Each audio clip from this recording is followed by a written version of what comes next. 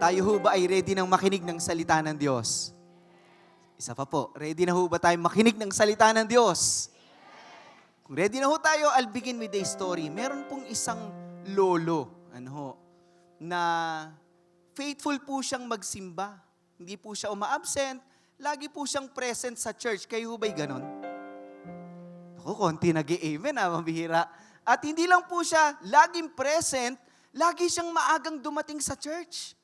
Ganon din ba tayo, katulad ni Lolo? Mabihira, lumalakas Mabihira. At hindi lang po siya laging nagsisimba, laging maaga, sa unahan pa po siya umuupo. Pag nag-church na, lagi siyang sa harapan nakaupo. Kaya itong si Lolo, sa tuwing magpipreach po si pastor, hindi maiwasang mapapansin siya kasi maaga lagi, laging nandun, at nakaupo lagi sa harap. Mabihira, laging mapapansin ni pastor. Minsan, isang araw, nag-preach si pastor, wala si Lolo. So sabi niya, ano kaya nangyari kay Lolo? Baka siguro next week, sisimba na yan si Lolo sa church. Lumipas ang kasunod na linggo, absent pa rin. Umabot ng isang buwan, absent pa rin si Lolo. So naisip ni pastor, ano kaya nangyayari kay Lolo? Mabisita nga sa bahay, pinuntahan niya. Madali sabi, pumunta po siya sa bahay. Pagkatok po niya, ang tao lang doon ay yung kaisa-isang apo ni Lolo. At pagpasok po niya, kinumusta niya, sabi niya, nandito ko para kumustahin si Lolo. Ang pangalan ni Lolo, Lolo Jose. Kumusta na ba si Lolo Jose? Sabi po ng apo, Pastor, malungkot na balita, patay na po si Lolo. Kaya pala hindi ko na siya nakita sa church. Wala na pala siya. Ano ba yung kinamatay ni Lolo? Pastor, nagka-TB po siya nagsusuka ng dugo. Tapos hindi na niya kinaya, namatay na po siya. Pambihira. Kakalungkot naman. So sa kanila pong pagkukwentuhan, nag-alok po yung apo ng kape. Pastor, baka gusto niyo magkape. Sige. Okay lang. Sabi niya ganun. So pinagtimpla po siya ng kape ng apo. At nung inabot po sa kanya, nahawakan na po niya, pagkahawak po niya, bigla pong umiyak yung apo.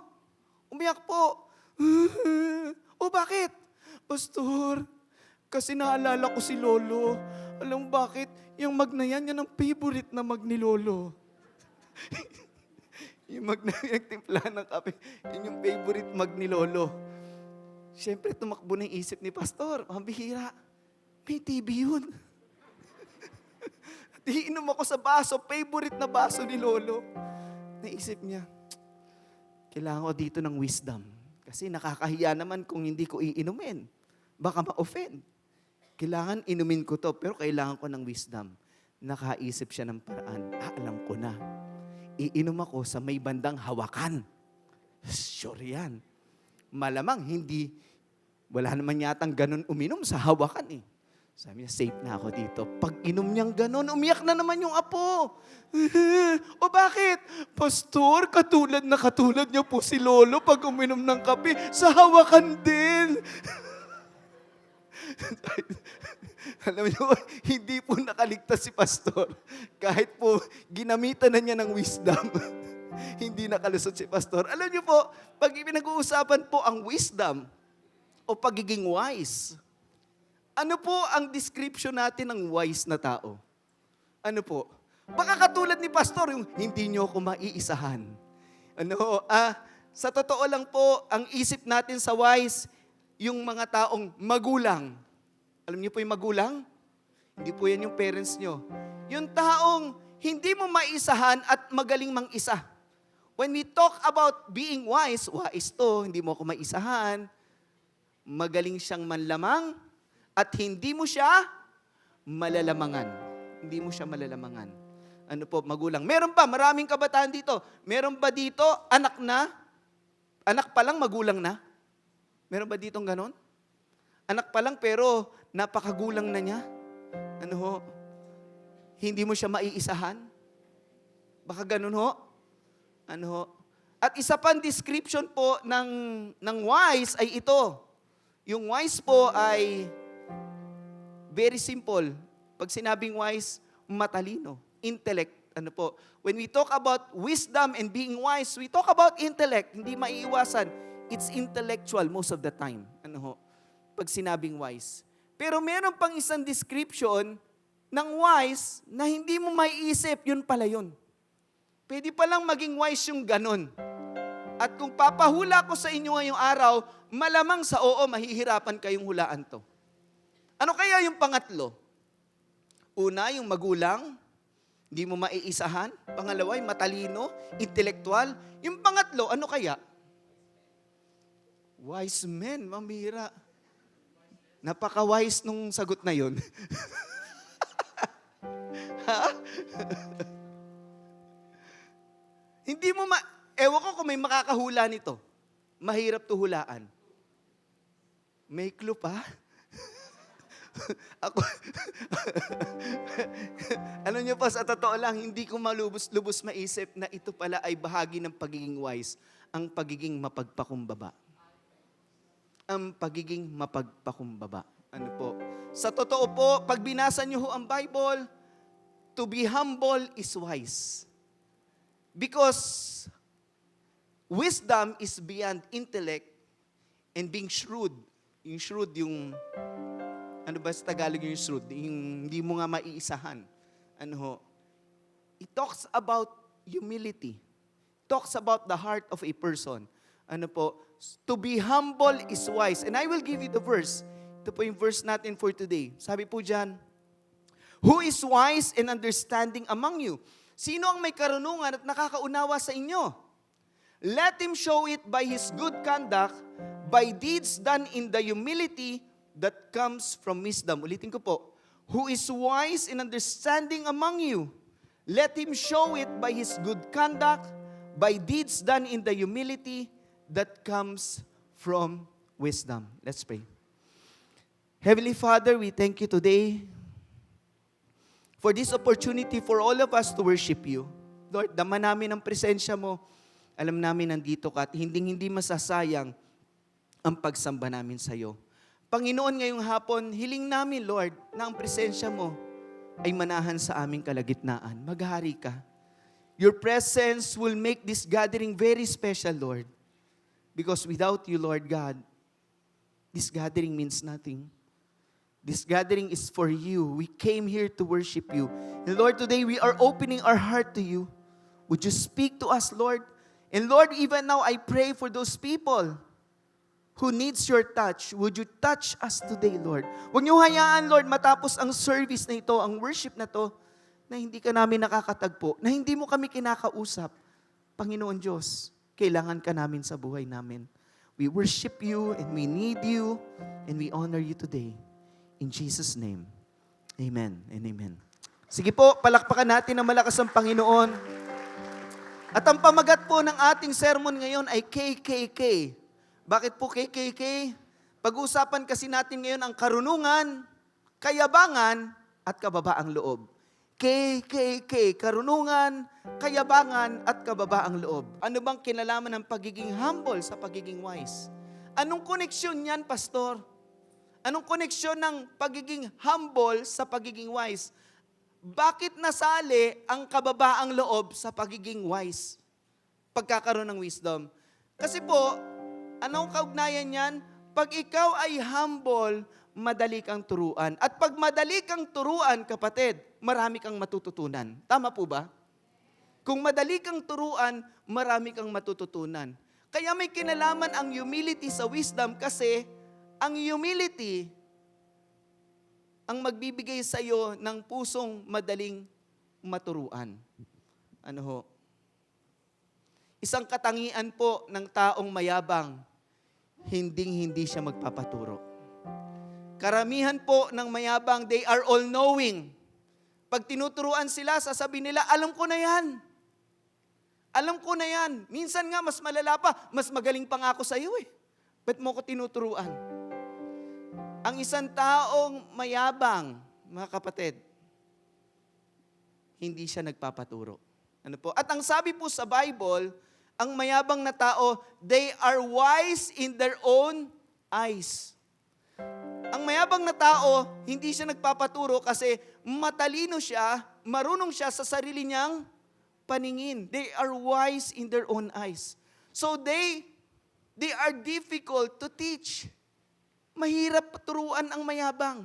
Pero ang humble, maraming matututunan dahil sila'y mapagpakumbaba. Sila po ay magiging wise. Pangalawa, ano bang kinalaman ng pagiging humble sa pagiging wise? Pag tayo po'y naging humble, yung galing natin, mababalanse ng kabutihan natin. Yung kahusayan mo, mababalanse ng kabutihan mo. Kasi minsan, ang tao po mahusay pero hindi mabuti. Magaling pero hindi mabait. Kinakailangan magkasama po sila. Kailangan balanse siya. Hindi lang siya magaling, mabait din siya. Hindi lang siya mahusay, mabuti rin siya. Tama po ba? Di ho ba maganda yon kung ganon? Kasi pag nawala po yung kabutihan at kabaitan, yung kahusayan natin ay hindi magiging kapakinabangan. Bakit ko nasabi yan? There should always be a balance between greatness and goodness. Marami kang makikitang tao, they are great, they are skillfully great. But in terms of goodness, how they behave and how they treat people and how they live their lives, there's no goodness that you would see in their life. So there should always be a balance between greatness and goodness. Pareho dapat siya nag-i-exist. At ang humility ang magbibigay sa iyo ng balanse, sa iyong kahusayan. Bakit po? Humility produces good conduct and good deeds. Ang humility po nagbibigay po sa atin ng magandang ugali at magagandang gawa. Naalala ko po sa eskwelahan, at marami namang kabataan dito, di ba meron pong subject na good manners? Pasado ho ba tayo doon? GMRC. Noong unang panahon, may ganyan din po kami. Hanggang ngayon, tinuturo ho ba yan? So, anong nangyari? Kapag walang humility ang tao, good manners and right conduct will never be learned. Hindi matututunan. Kailangan ng kababaang loob para matutunan mo yung good manners and right conduct. Humility produces good conduct and good deeds. Sabi po dyan, who is wise and understanding among you? Let him show it by his good conduct. Hinanap ko po yung ibig sabihin niyan sa Tagalog. Conduct is pag-uugali. By deeds done in humility, that comes from wisdom. When you have humility, wisdom will produce that good deeds and right conduct. Yun yung naibibigay sa atin ng humility, ng kababaang loob, mga kapatid. That is the product of humility in our life. At ang tanong ko ganito, can a person have pride even without greatness? Pwede bang ang tao maging mayabang kahit wala namang ipagmamayabang? Pwede bang ang tao ay maging mapagmalaki kahit wala namang kahusayan o ipagmamalaki? Pwede ba yon? Pwede ba magmagaling ang tao kahit di naman siya magaling? Pwede ba siya maging mayabang kahit walang ipagyayabang? Pwede ba yon? Pwede ba mangyari yon? Alam niyo po, tayong tao, sa totoo lang po, yung tanong na yan, madaling sagutin. Can a person have pride even without greatness? Of course, yes, because pride is part of our fallen nature. Parte ng ating fallen nature ang pride. You don't need position. Hindi mo kailangan ng posisyon para maging mayabang ka. Hindi mo kailangan ng titulo ikabit sa'yo para maging mayabang ka. Hindi mo rin kailangan ng maraming kayamanan para maging mayabang ka. Ang tao kahit hindi mayaman, pwedeng maging mayabang. Tama po ba? Ang tao kahit walang titulo o tinapos, pwedeng maging mayabang. Kahit wala siya, pwede siya maging mayabang kasi part of our fallen nature is that pride in our hearts. Ayaw man nating aminin, may kayabangan ang tao. Minsan, pag ikaw ay kumakain sa fast food o naririnig mo na overheard mo yung pinag-uusapan ng mga kaopisina mo, Most of the time, people will talk about the bad things about other people. No? Pag-uusapan nila yon. Yun ang pinagpepiestahan nila. Bakit? Doon sila nagmumukhang magaling. Doon sila nagmumukhang angat. Kaya hindi ako nagtataka maraming marites. Kasi ang gusto ng marites pag-usapan yung kamalian. Yung, sorry for the word, baho ng iba. Kasi sila yung bumabango.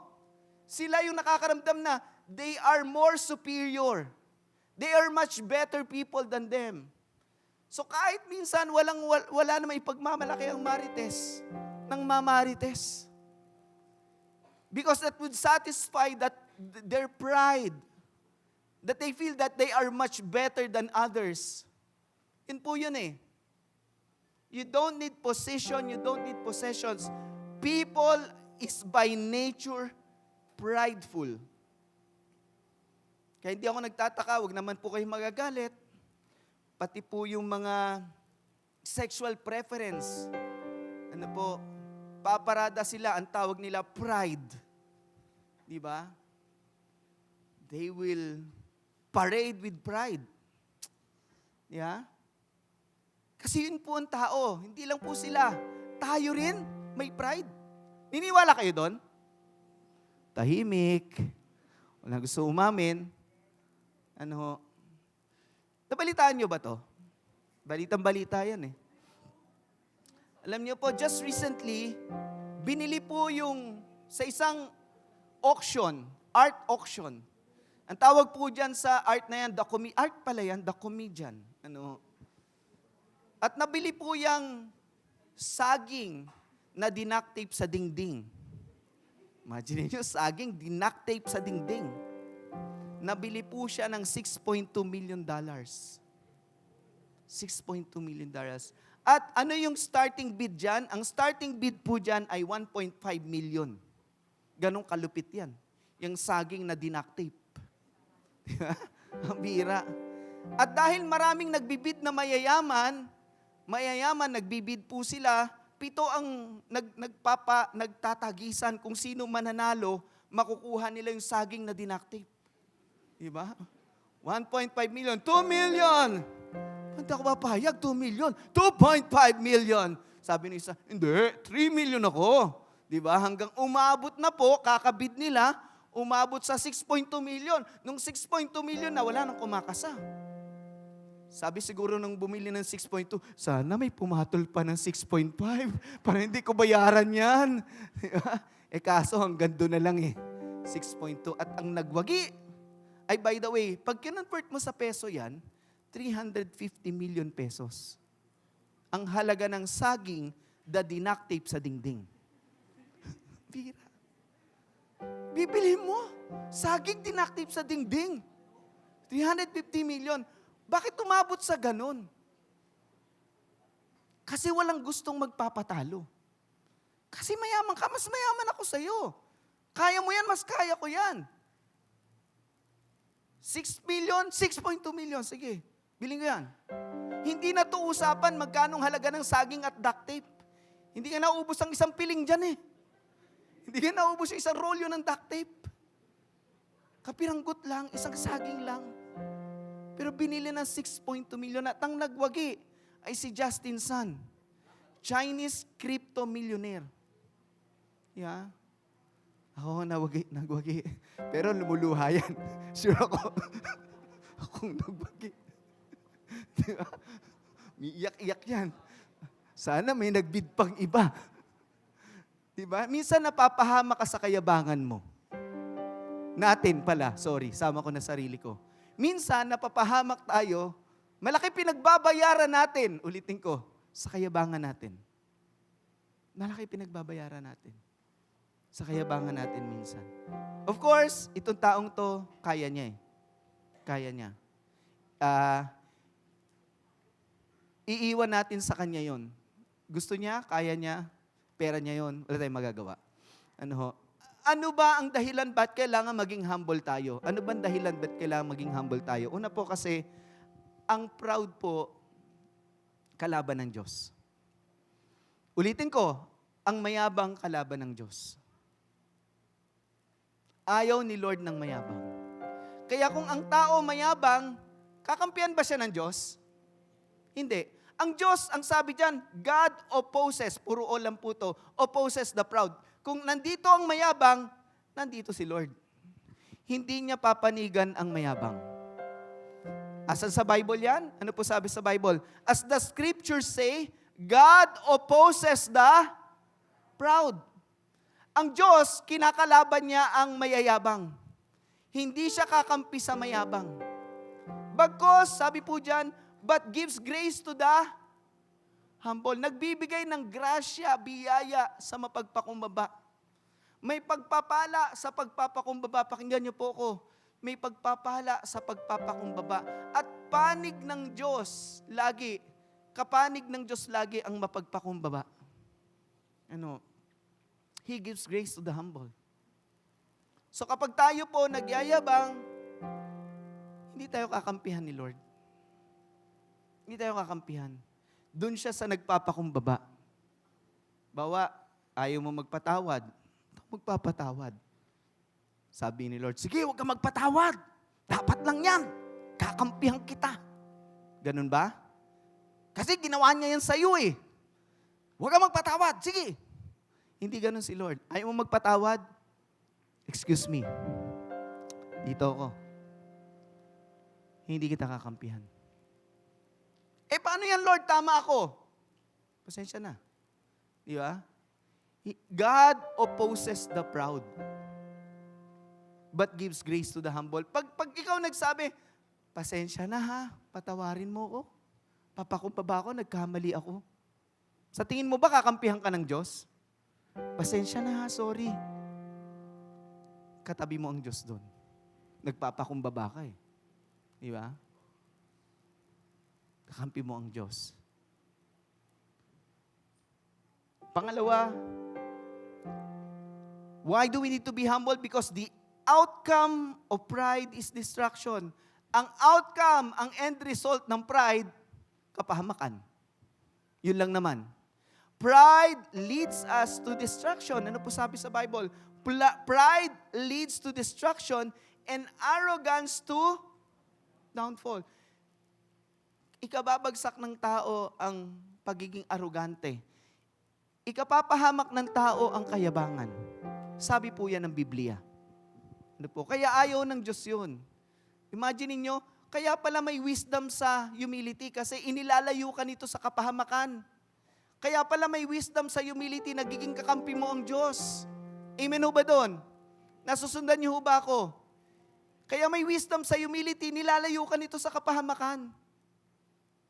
Pangatlo, why do we need to be humble? Because God opposes the proud. The outcome of pride is destruction. And number 3, it makes you overcome conflict with other people. In life, the reality is, may conflict. Kahit pa sa taong nagmamahalan. Naniniwala kayo? Kahit pa sa taong, yung pa kayang hindi nagmamahalan. Sa mag-asawa nga may conflict eh. Tama po ba? Ayaw na magsalita na mag-asawa. May conflict kahit sa nagmamahalan.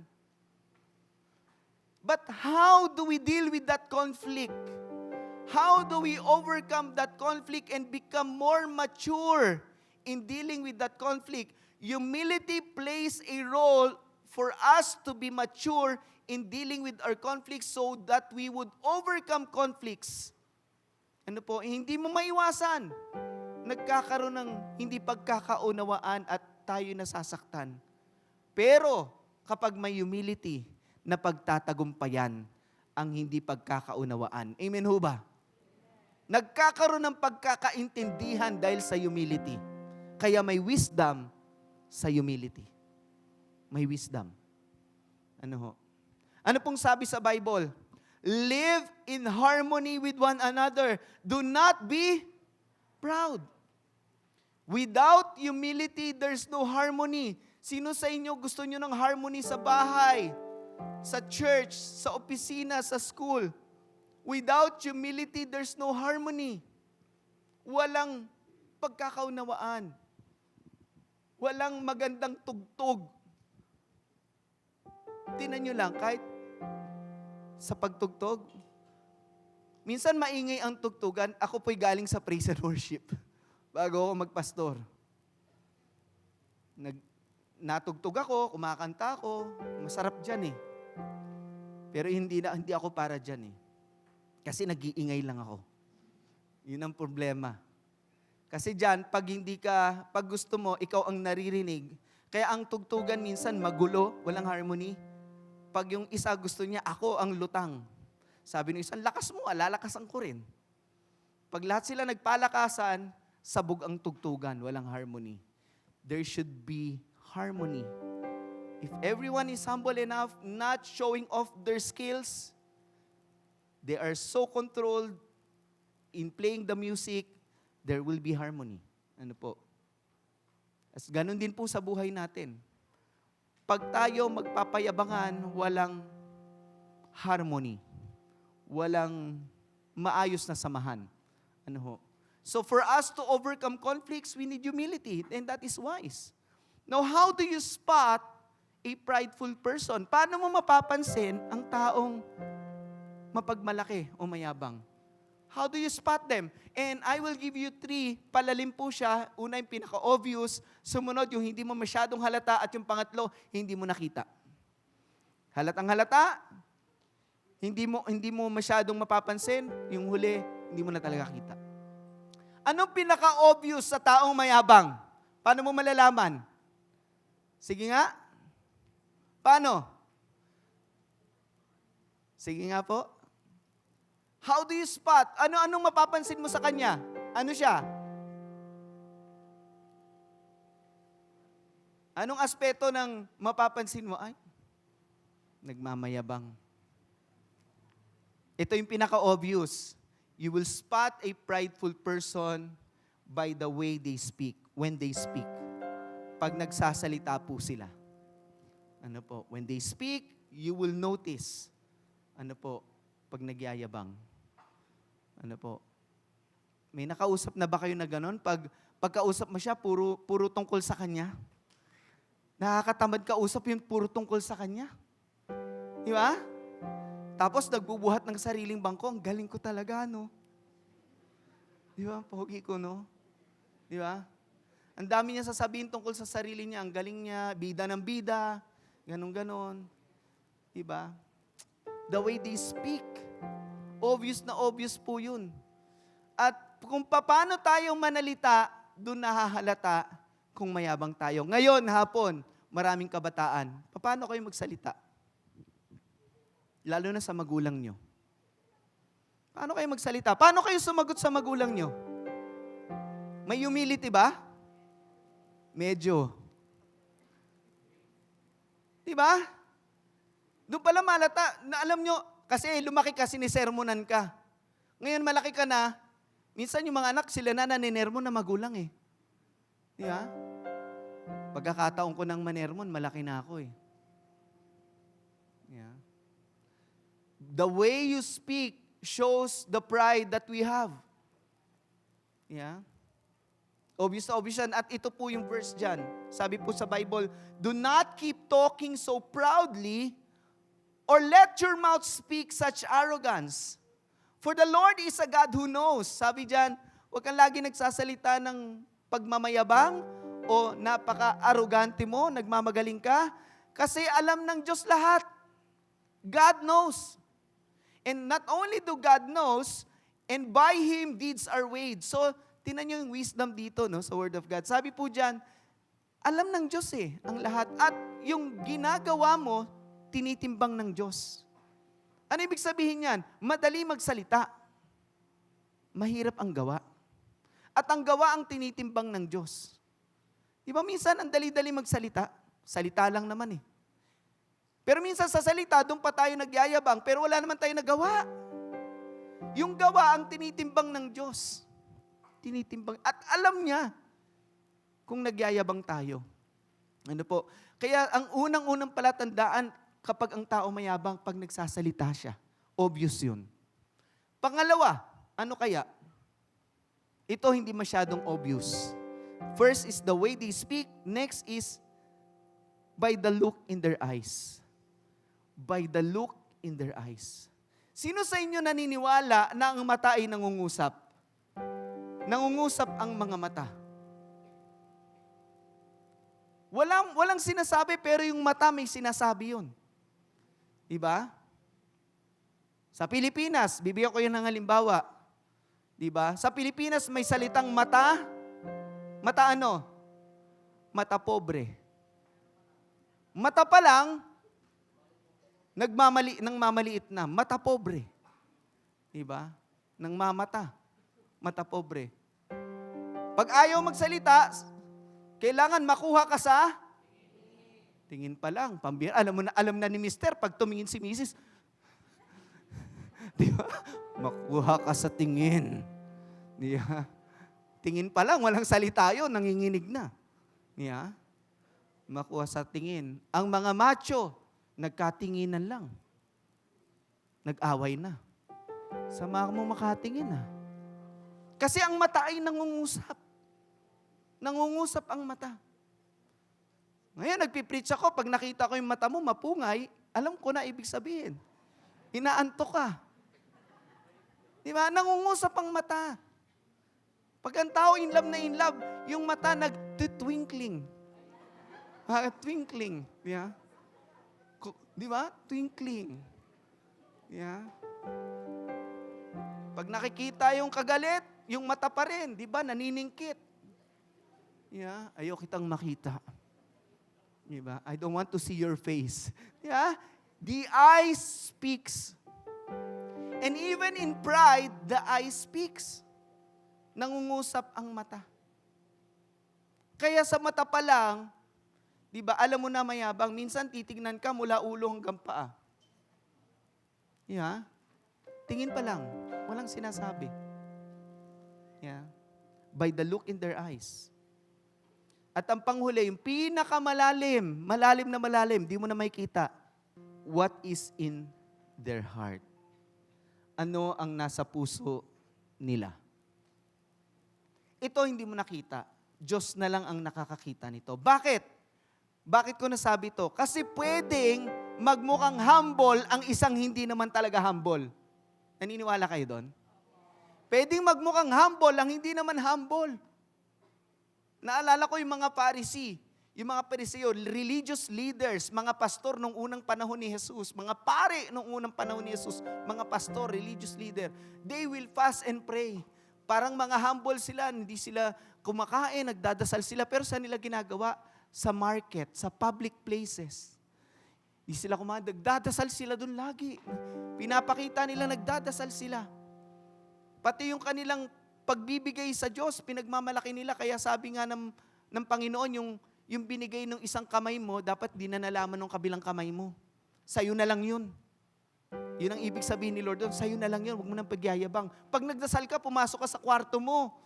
Huwag kang magpakita sa mga tao, nagdadasal ka. Pag nagpasting ka, maligo ka, mukhang hindi ka kumakain ng 1 linggo, kawawa ka na. Kasi ayon ni Lord, nakita niya, nagyayabang lang yung mga Pharisee. Kasi yung Pharisee mukhang humble, pero hindi naman humble. Kasi sa totoo, mayroon pong salitang false humility. Yung akala mo humble, hindi naman pala totoo. Kaya dito sa humility, pagdating sa puso, Diyos na lang ang nakakakita nito. Kung talagang humble tayo, Diyos na lang ang nakakakita nito. It is. And I will show you the verse. Sabi po sa Bible, a high look, the look in their eyes, a high look and a proud heart, the lamp of the wicked is sin. Ang mataas na paningin, yung, di ba, minsan pag tumingin, masyadong, saan siya nakatingin? Ganon oh. Yeah. Mga hampas lupa. Di ba? Hindi niya kayang tignan Angat ako sa inyo. Di ba? A high look and a proud heart. The lamp of the wicked is sin. Yun po yung sinasabi dyan. And you would notice that. And God would notice the pride in our heart sa ating lahat. Now, paano ba susubukin? Paano ba masusubok ang ating humility? Paano ba ito yung nasusubok, mga kapatid? the test of our humility. Paano ba nasusubok ang kababaang loob natin? 3 bagay, mabilis lang po ito. Una po, nasusubok ang humility natin. Sana po makapasa tayo dito. Natetest yan kapag tayo ay pinararangalan. When we are being honored. Now, honor is right. Ano po? Sa Bible, sabi ng Diyos, I honor those who honor me. Sabi ni Lord. Ano po? Sa eskwelahan, ino-honor ang magaling. Okay yun. Sa trabaho, yung mga dedicated, pinararangalan sila. Okay po yun. Wala po masama doon. But the problem is, when we are being honored, pag tayo nakakarinig na ang galing natin, matalino tayo, magandang lalaki tayo, mabait tayo, ang galing nating kumanta, ang galing mo magturo. Minsan pag ino-honor ka, pinupuri ka, ano pakiramdam mo? Masaya ka. Buti nga kung masaya eh. Pero ang minsan, ang nangyayari, pumapasok to sa ulo mo. At dito nagkakaproblema, dito nasusubok. Kapag pumasok sa ulo natin, yung papuri sa atin, sa Pilipinas may kasabihan yan eh. Lumalaki ang ulo natin. Lumalaki ang ulo. Para ka ng lollipop. Ang liit ng katawan mo, laki ng ulo mo. Bro, yabang mo na. Bakit mukha ka ng lollipop? Laki ng ulo mo. Di ba? Kapatid, don't let honor and praise get into your head. Why? When it gets into your head, you fail the test of humility. Dito sa church, meron dito si Ernest. Lagi yun, pupurihin ako niya. Nasaan na yan? Umuwi na. No, sasabihin niya lagi, Pastor, ang pogi mo. Siyempre, tuwan-tuwa naman ako. Di naman masyado, Ernest. Linggo-linggo yan. Pastor, pogi mo talaga, Pastor. Eh, no, nasa likod, oh. Nalaman ko, bulero pala yan. Dabiro lang. Siyempre, natutuwa ka. Natutuwa ka. Pero kasi hindi ka pa humarap sa salamin, di ba? Pag pumasok sa isip mo yun, mabait lang siguro si Ernest. O, di ba? Ganun lang. Kasi pag inisip mo, pogi ko talaga. Yan ang totoo. Eh, di bagsak ka na kagad. Di ba? Kala mo lang yun. Yeah? Huwag kang magpapadala sa papuri at parangal. Okay po ba yon? Okay lang parangal at papuri, pero huwag kang magpapadala dyan. Pag pumasok sa isip mo yan, lalaki ulo mo. Amen ho ba doon? Pangalawa, ito matindi. Pastor, hindi naman ako ino-honor, di naman ako kasing galing ng iba eh. Pero baka dito, tinatamaan ka. Another test of our humility is when we are being honored and we are being hurt. Kapag tayo ay sinasaktan o nasasaktan. Dito lumalabas ang karakter natin pag nasaktan na tayo. And dito lalabas kung may humility tayo pag nasaktan na tayo. Kasi depende ka na kung paano ka magre-react. Ano ho? When we are being hurt, sure ako may nakakasakit sa'yo. At pag nasaktan ka, ang pinakamalala, masusugatan ka. Pag nasugatan ka, paano gagaling?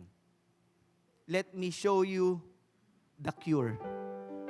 Kapag na-hurt ka, di ba? Minsan ganito eh, lalabas kung gaganti ka ba, lalabas ba yung masamang ugali mo, o lalabas ang humility mo. Di ba? Pag lumabas ang humility mo, sinaktan ka, nasugatan ka, lumabas ang humility mo, gagaling ka. Pakinggan mo ko gagaling ka. Because the cure to our hurts, yung sugat na meron tayo na dinulot ng iba, ang magpapagaling doon, humility. Naalala ko po yung sabi ng Panginoon sa 2 Chronicles 7:14, If my people who are called by my name shall humble themselves and pray. Inuna niyo yung humble. Kasi pwedeng mag-pray na hindi humble. Humble themselves and pray. Seek my face and turn from their wicked ways. Then I will hear from heaven, forgive their sins, and I will heal their land. Healing comes with humility. Humility brings healing. Yun ang magpapagaling sa sugat natin. Baka nung bata pa tayo, sinugatan tayo. Then humility would heal you. Humility would heal you. Gagamutin ka nun.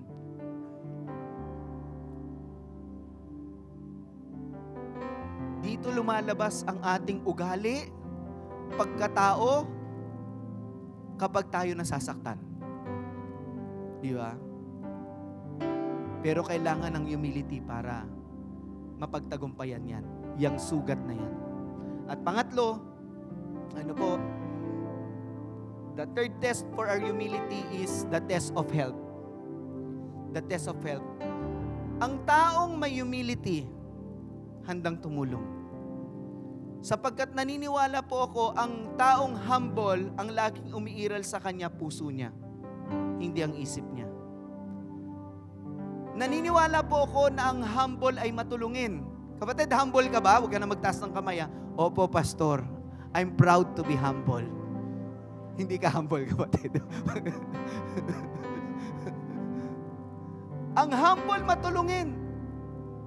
Kasi laging umiiral yung puso niya. Diba? Nasalanta ng bagyo. Ba't ko tutulungan yan? Hindi naman ako taga Bicol, taga Mindanao ako. Diba?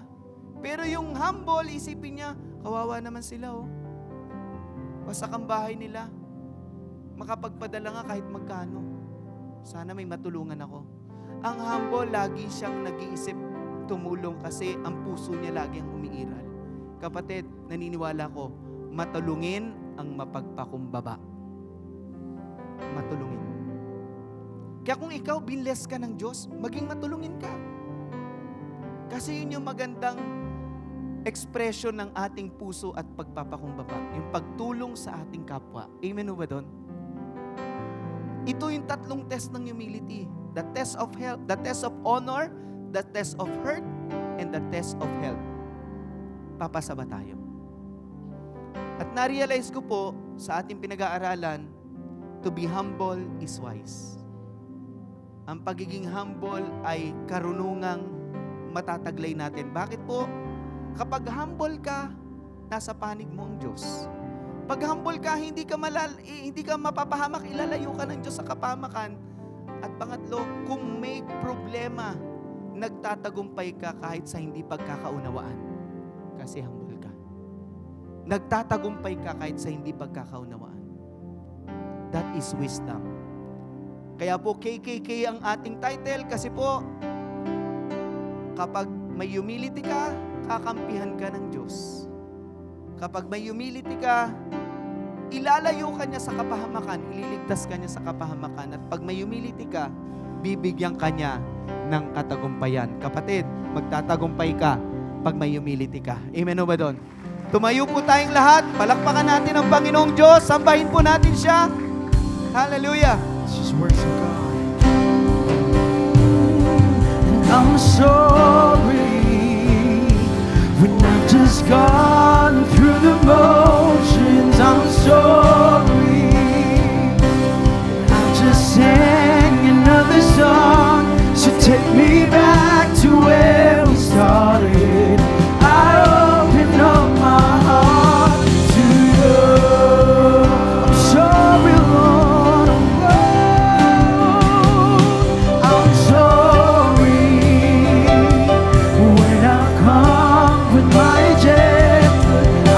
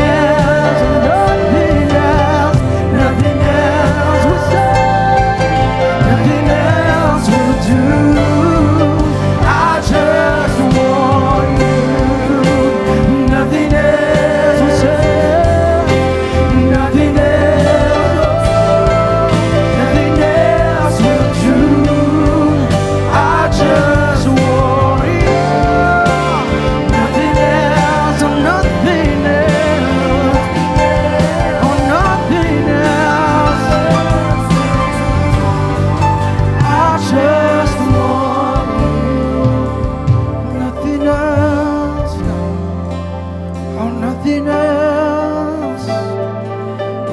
else will do. I just want you. Nothing else, God.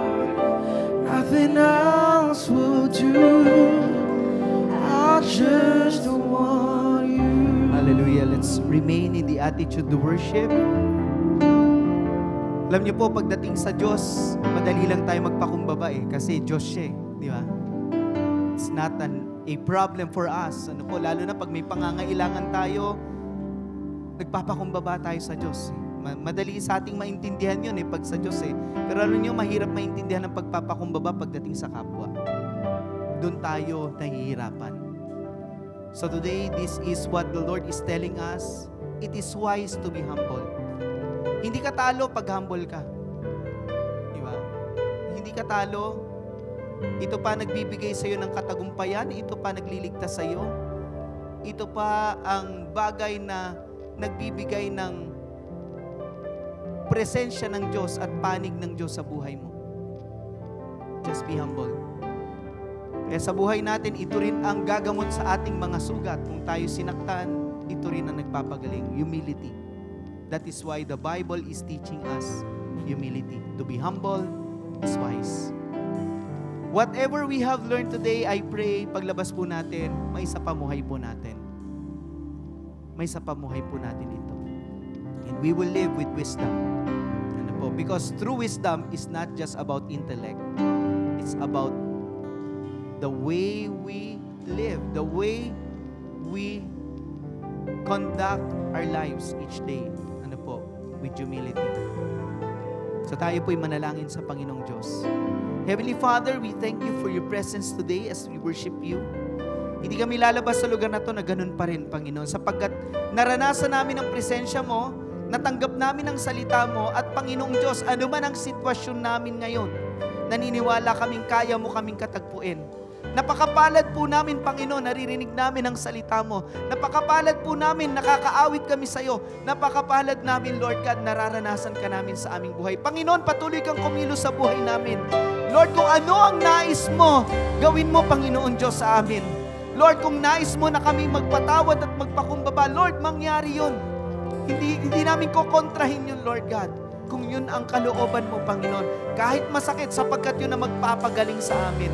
Kaya Panginoong Diyos, hayaan mo po that, Lord, we would gain true wisdom through humility, Lord God. Sa pamamagitan ng humility, Panginoon Diyos. Lord, today we just wanna thank you. At Lord, naniniwala po ako, lahat kami ngayon, Panginoon, na sumasamba sa iyo, ay kakatagpuin mo, Panginoong Diyos. Lord, hindi kami lalabas sa lugar na to na hindi kami blessed. We are blessed, Lord God, as we go out of this place. Salamat po, Panginoon, and we will live your word in our lives, Lord God. Salamat po. Sambahin ang ngalan mo, O Diyos. Mga kapatid, taas natin ang kamay natin. Panginoon, pagpalain niyo ang bawat isa as we lift our hands. Pabaunan niyo na masaganang pagpapala ang bawat isa na dadalhin namin sa aming tahanan. Lord, bless us and make us a blessing, Lord God. As we face another week, be with us. Hindi maiiwan sa lugar na itong presensya mo. Sasamahan mo kami. Pagpapalain mo kami, papatnubayan mo kami, iingatan mo kami. At sa buhay namin, pangalan mo lang ang aming pararangalan. Salamat po, O Diyos. Sambahin ka sa ngalan ng Ama, ng Anak, at ng Diyos Espiritu Santo. Amen at Amen.